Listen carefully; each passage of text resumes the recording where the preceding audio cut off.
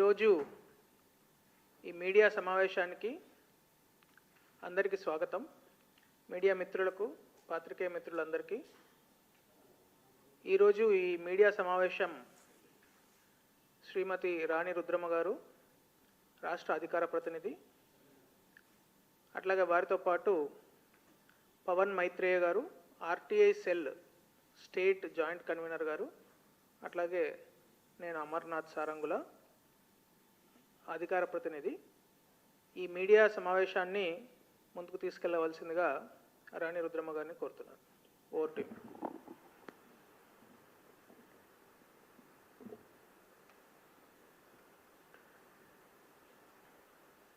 Media మిత్రులకు నమస్కారం. తెలంగాణ రాష్ట్రంలో 10 సంవత్సరాలు బీఆర్ఎస్ పార్టీ అధికారంలో ఉంటే ఆ తర్వాత వచ్చినటువంటి కాంగ్రెస్ పార్టీ కూడా బీఆర్ఎస్ పార్టీ అడుగుజాడల్లో పూర్తిగా ప్రభుత్వ శాఖల్ని నిర్వీర్యం చేయడంతో పాటు ప్రభుత్వ యంత్రాంగం కూడా నిర్వీర్యం అయిపోయింది అనడానికి ఇప్పుడు నేను చూపెట్టబోయేటువంటిది ఒక ఉదాహరణ. ఆర్టీఐ యాక్ట్ అనేటువంటిది ఒకటి ఉంటుంది, రైట్ టు ఇన్ఫర్మేషన్ యాక్ట్.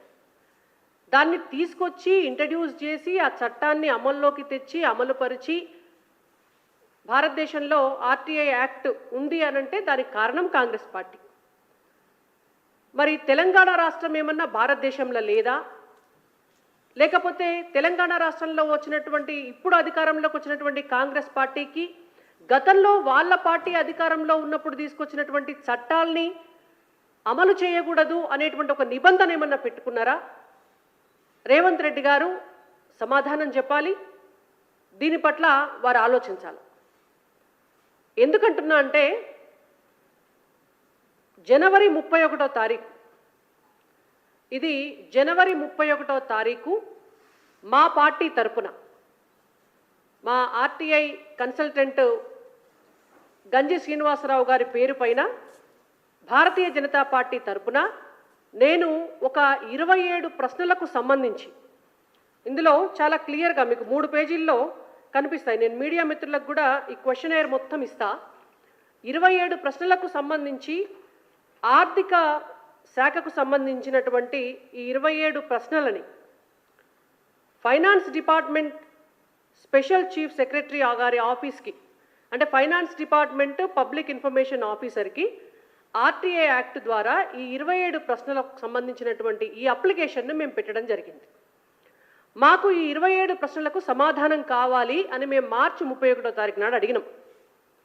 అడిగితే ఒక నెల రోజుల దాకా ఏం రెస్పాన్స్ రాలే. మాకు రాకపోతే మళ్ళా 12 మార్చ్, నెల 13 రోజులు వెయిట్ చేసి మార్చి 12వ తారీఖు నాడు ఫస్ట్ అప్పీల్కు వెళ్ళినాం. ఇది ఫస్ట్ అప్పీల్కు వెళ్ళినటువంటి కాపీ. ఫస్ట్ అప్పీల్కు వెళ్ళి, అయ్యా మేము ఒక 27 ప్రశ్నలతో సంబంధించినటువంటి ఒక ప్రశ్నావళిని మీ ఆర్థిక శాఖకు మేము పంపించినాం. మాకు సదరు ప్రశ్నలకు జవాబులు కావాలి.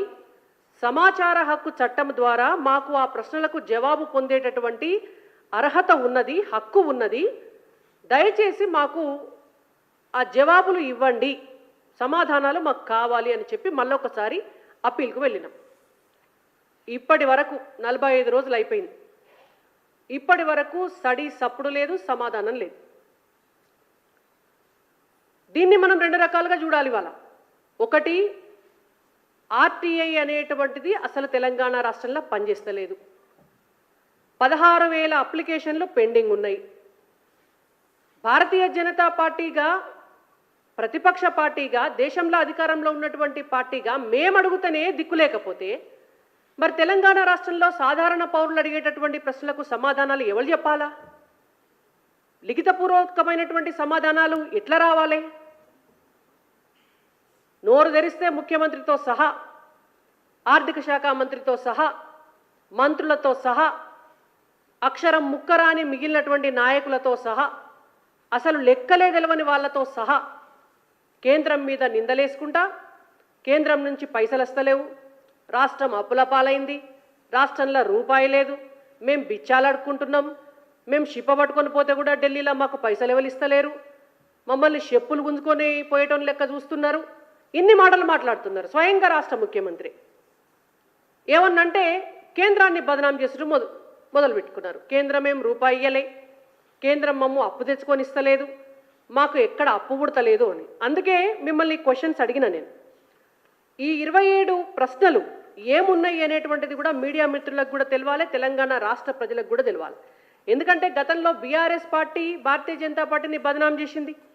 11 లక్షల కోట్ల రూపాయలు కేంద్రం నుంచి తెలంగాణ రాష్ట్ర అభివృద్ధికి ఇప్పటి వరకు వస్తే 11 రూపాయలు కూడా రాలేదు అని మాట్లాడతారు. కేంద్రం వీళ్ళు అప్పులు తీసుకోవడానికి అనేక సార్లు అవకాశాలు ఇస్తే మాకు ₹1 రాలేదంటారు. మేము దాన్నే అడిగినాం, గాలి మాటలు ఎందుకు, మాకు లిఖితపూర్వకంగా లెక్క చెప్పండి అని. నేను కొన్ని ప్రశ్నలు మీకు చెప్తాను. చాలా క్లియర్గా మేము అడిగినాం. What are the current regulations set by the central government concerning budgeted borrowings? What limits and conditions have been imposed by the centre? ప్రస్తుతం బడ్జెట్లో పొందుపరిచినటువంటి అప్పులు తీసుకునేటువంటి విషయంలో కేంద్ర ప్రభుత్వం విధించినటువంటి పరిమితులు, నియమ నిబంధనలు ఏమిటి మాకు చెప్పండి అని అడిగినాం. చెప్పండి, చెప్తే తప్పేమున్నది? తెలిసిపోతుంది కదా ప్రజలకు కూడా, నిజంగానే కేంద్రం ఏమన్నా పరిమితులు, నియమ నిబంధనలు విధించిందా అని. నెక్స్ట్ క్వశ్చన్ అడిగినాం. How much has Telangana last due to conditions such as the implementation of these fixed matters? మీకు ఈ కేంద్రం విధించినటువంటి నియమ నిబంధనల వల్ల నిజంగా రాష్ట్రం గనక ఫలానా అప్పు వచ్చేది ఉండే, ఈ రాష్ట్రానికి నష్టం జరిగింది అని అంటే ఆ డీటెయిల్స్ అన్ని ఇవ్వమని అడిగినాం. Number 3, has the Telangana government in the past decade are after 2023 agreed to any of these conditions to secure additional borrowings from the Reserve Bank of India? గత 10 ఏళ్లలో కానీ లేదంటే 2023 తర్వాత కానీ రాష్ట్ర ప్రభుత్వము రిజర్వ్ బ్యాంక్ నుండి అప్పు తీసుకోవడానికి ఈ నియమ నిబంధనలకు, కేంద్రం విధించినటువంటి నియమ నిబంధనలకు ఏమైనా ఒప్పుకొని ఏమైనా అప్పు తీసుకొచ్చుకుందా? Next, could you provide the complete correspondence between the state government and center regarding the reduction of the budgeted borrowings loan window as well as Telangana's letters seeking relaxations and the outcomes of these correspondence? కేంద్రం విధించిన రుణ పరిమితుల వలన ఒకవేళ రుణ పరిమితి తగ్గించడం ద్వారా రాష్ట్రానికి రుణ సదుపాయం తగ్గినట్లయితే దాని తాలూకా రుణ పరిమితిని పెంచాలని కేంద్రానికి రాష్ట్రం రాసినటువంటి లేఖలు, కేంద్రము దానికి ఇచ్చినటువంటి సమాధానం ఏవైతే ఉన్నాయో అవి బయట పెట్టండి అని అడిగినాం. Next, please include any correspondence between the centre and the state on key finance matters from 2014 to the present organised by year.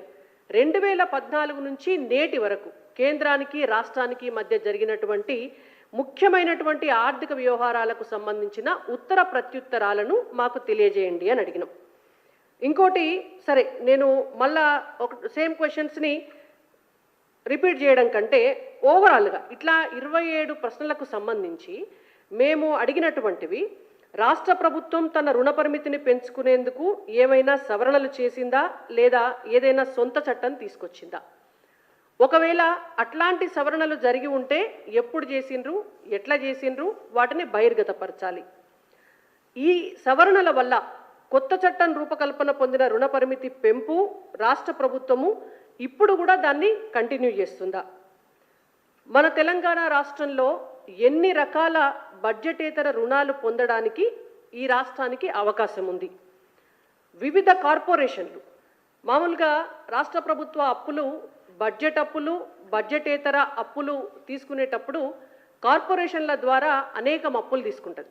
మనకు బాగా well known corporation Kaleshwaram irrigation project corporation. దాని ద్వారా అయితే 70,000 కోట్ల రూపాయల అప్పు తీసుకున్నది గతంలో ఉన్నటువంటి బీఆర్ఎస్ పార్టీ ప్రభుత్వం. అట్లనే ఇవాళ Telangana state industrial infrastructure corporation కావచ్చు, లేకపోతే తెలంగాణ హౌసింగ్ కార్పొరేషన్ కావచ్చు, ఇట్లా అనేక కార్పొరేషన్ల ద్వారా మీరు ఎన్ని కోట్ల రూపాయలు అప్పులు తీసుకుంటున్నారు? ఒకవేళ ఈ తీసుకున్నటువంటి అప్పులు కార్పొరేషన్ల ద్వారా స్టేట్ గవర్నమెంట్ గ్యారంటీ ఉన్నటువంటి అప్పులెన్ని, స్టేట్ గవర్నమెంట్ గ్యారంటీ లేకుండా తీసుకున్న అప్పులెన్ని? 2014 నుంచి ఇప్పటి వరకు కూడా రాష్ట్ర ప్రభుత్వం తీసుకున్న బడ్జెటేతర మరియు బడ్జెట్ రుణాల వివరాలు, కార్పొరేషన్లు తీసుకున్నటువంటి అప్పులకు సంబంధించి ఏ ఏ రుణదాతల నుంచి ఎంత వడ్డీ రేట్లకు తీసుకున్నారు, ఇప్పటిదాకా ఆయా కార్పొరేషన్లు చెల్లించినటువంటి డబ్బు ఎంత, భవిష్యత్తులో చెల్లించాల్సినటువంటి బాకీ ఎంత, 2014 నుండి నేటి దాకా రాష్ట్ర ప్రభుత్వం భూముల అమ్మకం ద్వారా ఆర్జించిన ఆదాయ వివరాలు తెలియజేయాలి. అయితే ఈ భూములు అమ్మేటప్పుడు ఏ ఏ పద్ధతుల ద్వారా ఈ లావాదేవీలు జరిగినాయి, ఈ భూముల అమ్మకపు రేట్లు, కొనుగోలుదారుల వివరాలు తెలియజేయండి. రాష్ట్ర ప్రభుత్వము విదేశీ రుణ సంస్థలు, ఇతర విదేశీ సంస్థల నుంచి ఆయా ప్రాజెక్టులకు, పథకాలకు, ప్రభుత్వ విభాగాలకు పొందిన నిధుల వివరాలు సంవత్సరాల వారీగా తెలియజేయండి. వీటితో పాటు ఇంకా అసలు విషయం, ఇవన్నేమో మీ రాష్ట్ర ప్రభుత్వము ఇప్పటి వరకు గతంలో ఉన్నటువంటి బీఆర్ఎస్, ఇప్పుడున్నటువంటి కాంగ్రెస్ అసలు ఎన్ని అప్పులు కేంద్రం నుంచి తీసుకున్నారు, కార్పొరేషన్ల ద్వారా తీసుకున్నటువంటి అప్పెంత, బ్యాంకుల నుంచి తీసుకున్నటువంటి అప్పెంత, మీ బడ్జెట్లో పొందుపరిచినటువంటి అప్పెంత, బడ్జెటేతర అప్పులెన్ని, బడ్జెటేతర అప్పులను మీరు ఎన్ని రకాలుగా తీసుకున్నారు అనేటువంటి వివరాలన్నీ కూడా ఇప్పటిదాకా అయినటువంటి 18 ప్రశ్నలలో మేము అడగడం జరిగింది. ఇక అసలు విషయానికి వస్తే చాలా స్పష్టంగా చాలా సందర్భాల్లో గతంలో ఉన్న బీఆర్ఎస్ పార్టీ మాట్లాడినారు, ఇప్పుడున్నటువంటి కాంగ్రెస్ పార్టీ మాట్లాడుతున్నారు. కేంద్రం ₹1 కూడా తెలంగాణకి ఇస్తలేదు, బీజేపీ పాలిత రాష్ట్రాలకు మాత్రం మొత్తం పైసలు పోతున్నాయి, మాకు ఇక్కడ ట్యాక్స్ డెవల్యూషన్ ఫండ్స్ కూడా మాకు ఇక్కడ షేర్ అయితే లేవు, మాకు ఇచ్చింది గుండు సున్నా అని మాట్లాడుతున్నారు. మరి ఉత్త గాలి మాటలు, శుష్కపు మాటలు మాట్లాడడం ఎందుకు? మేము ఒక క్వశ్చన్ అడిగినాం ఇందులో చాలా స్పష్టంగా. కేంద్ర ప్రాయోజిత పథకాలలో రాష్ట్ర ప్రభుత్వం భాగస్వామిగా ఉన్నటువంటి 2014 నుంచి తెలంగాణ కేంద్ర ప్రాయోజిత పథకాలలో ఎన్నిటిలో భాగస్వామిగా ఉన్నది రాష్ట్రము? వాటి ద్వారా ఆయా పథకాలకు సంవత్సరం వారీగా వచ్చినటువంటి నిధుల వివరాలు తెలియజేయమని అడిగినాం. మీకెందుకు బాధ అవుతుంది అని మేము అడుగుతున్నాం. మేము ఒక క్వశ్చన్ చాలా స్పష్టంగా అడిగినాం కదా, రిటర్న్లో ఇవ్వండి మాకు ఆన్సర్. ఏ ఏ కేంద్ర పథకాలలో రాష్ట్ర ప్రభుత్వం భాగస్వామిగా ఉన్నది, ఉండి ఎన్ని పైసలు తీసుకున్నది అనేటువంటి క్వశ్చన్ అడిగినాం. రాతపూర్వకంగా స్పష్టంగా ఆ నిధుల డీటెయిల్స్ అన్ని ఇచ్చి ఒక క్వశ్చన్, ఒక సమాధానం మా కాడ పడేస్తే మాకు తెలుస్తుంది, రాష్ట్ర ప్రజలకు కూడా తెలుస్తుంది. ఎందుకు ముఖం చాటేస్తోంది రాష్ట్ర ప్రభుత్వ ఆర్థిక శాఖ అని మేము ప్రశ్నిస్తున్నాం. నెక్స్ట్ క్వశ్చన్, ఒకవేళ నిజంగానే కేంద్ర ప్రాయోజిత పథకాలలో రాష్ట్ర ప్రభుత్వం భాగస్వాములుగా లేదనుకోండి, లేనటువంటి పథకాలు ఏంటివి, మీరెందుకు ఆ పథకాలలో భాగస్వాములు కాలేదు అనేటువంటి ఇంకొక ప్రశ్న కూడా మేము అడిగినాం. దానికి కూడా వాళ్ళు సమాధానం చెప్పాలి. అది కూడా, దానికి కూడా ఎటువంటి ఆన్సర్ మాకు రాలే. ఇంకొకటి, నేను ఈ ఆర్టీఐ అప్లికేషన్ పెట్టడానికంటే ముందు ఫైనాన్స్ కమిషన్ రాష్ట్ర పర్యటనకు వచ్చింది. రాష్ట్ర పర్యటనకు ఫైనాన్స్ కమిషన్ వచ్చినప్పుడు అసలు తెలంగాణ రాష్ట్ర ప్రభుత్వం నుంచి మీరు ఎటువంటి ప్రతిపాదనలు ఫైనాన్స్ కమిషన్కి ఇచ్చినారు? మరి అయ్యా, మా రాష్ట్ర బడ్జెట్ పరిస్థితి ఇది, మా రాష్ట్ర ఆర్థిక పరిస్థితి ఇది, మాకు గీ పైసలు కావాలి, మేము గీ ప్రాజెక్టులు కట్టబోతున్నాము, మేము ఉన్నటువంటి దానికి మీరు ఇట్లాంటి చేయూతనిస్తే మేము ఆర్థిక పరిపుష్టిని సంతరించుకుంటాము అని చెప్పి మీరు ఫైనాన్స్ కమిషన్కు ఇచ్చినటువంటి ప్రతిపాదనలు కానీ వినతులు కానీ ఏమన్నా ఉన్నాయా? దాంతోపాటు ఫైనల్ క్వశ్చన్ ఇంకొకటి, రాష్ట్ర ప్రభుత్వము బడ్జెటేతర మరియు బడ్జెట్ రుణాల చెల్లింపులను, అంటే అప్పు తీసుకున్నారు సరే, గతంలో ఉన్నటువంటి బీఆర్ఎస్ పార్టీ అప్పు తీసుకున్నది, ఇప్పుడు కొత్తగా వచ్చినటువంటి కాంగ్రెస్ పార్టీ అప్పు తీసుకుంటున్నది. ఆ అప్పుల వివరాలన్నీ కూడా మేము అడిగినటువంటి 26 ప్రశ్నల్లో ఆ వివరాలన్నీ కూడా కావాలని రకరకాలుగా ప్రశ్నలు అడగడం జరిగింది. ఫైనల్ క్వశ్చన్, మీరు తీసుకున్నటువంటి అప్పులను ఏ విధంగా చెల్లించబోతున్నారో దయచేసి చెప్పండి అనేటువంటి 27th క్వశ్చన్ అడగడం జరిగింది. అడిగితే ఇయాటి వరకు ఏం సమాధానం రాలి. మరి ఇట్లా మేము ప్రతిపక్షంగా కేంద్రంలో అధికారంలో ఉన్నటువంటి పార్టీగా మీ చేత ప్రతి నిమిషం నిందించబడుతూ మీరు మాట్లాడేటటువంటి అబద్ధాలు ప్రజల్లోకి వెళ్తుంటే నిజాల కోసం మేము ఇవాళ ఆర్టీఐని ఆశ్రయించినాం.